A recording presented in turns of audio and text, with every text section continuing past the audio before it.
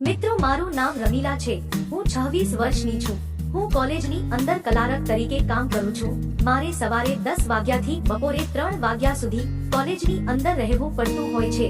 હું ક્લાર્ક તરીકે કામ કરું છું, એટલે કોલેજની અંદર ફી લેવાનું કામ, અસાઇનમેન્ટ આપવાનું કામ અને બીજું કંઈ પણ વિદ્યાર્થીઓને કામ હોય એટલે તેઓ મારી પાસે આવે છે.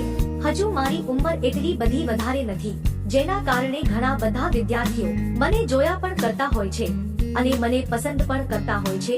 પરંતુ હું ક્લાર્ક તરીકે કામ કરું છું, જેના કારણે હું તેને ઉપર ધ્યાન આપી શકતી નથી. પરંતુ મારી પણ કેટલી ઘણી પ્રોબ્લેમ હોય છે.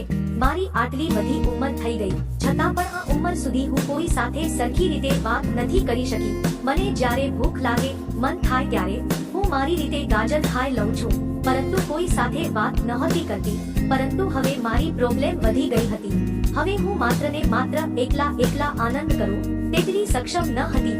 મારે કોઈને ફ્રેન્ડ બનાવવો હતો. અમારી કોલેજની અંદર આમ તો ઘણા બધા સાહેબો પણ હતા, પરંતુ તેઓની ઉંમર ઘણી બધી મોટી હતી, જેને કારણે હું તે લોકો સાથે વધારે વાતચીત નથી કરતી. પરંતુ 2-3 દિવસથી એક વિદ્યાર્થી મારી પાસે અસાઇનમેન્ટ લેવા અને ગઈકાલે ફી ભરવા માટે આવ્યો હતો. તે મને ખૂબ જ પસંદ પડી ગયો હતો. તેની ઉપર અંદાજે 22 વર્ષની હશે અને મેં તેની સાથે થોડીક વાતચીત પણ કરી. તેનો નંબર પણ મેં લીધો.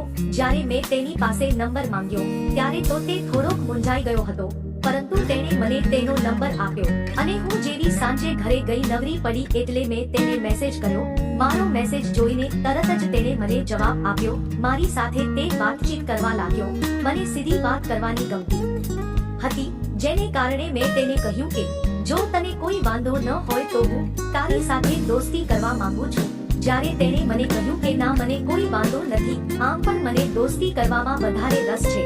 અને પછી તો શું, અમે બંનેએ વાતચીત કરવાની ચાલુ કરી. હું ધીમે ધીમે તેની નજીક આવતી ગઈ અને તે મારી ઈચ્છાઓ કહેતી ગઈ. અને મેં જ્યારે તેને મારી ઈચ્છાઓનો ખ્યાલ આવી ગયો એટલે તરત જ તેણે મને કહ્યું, મારા ઘરે અઠવાડિયા સુધી મારા મમ્મી પપ્પા નથી.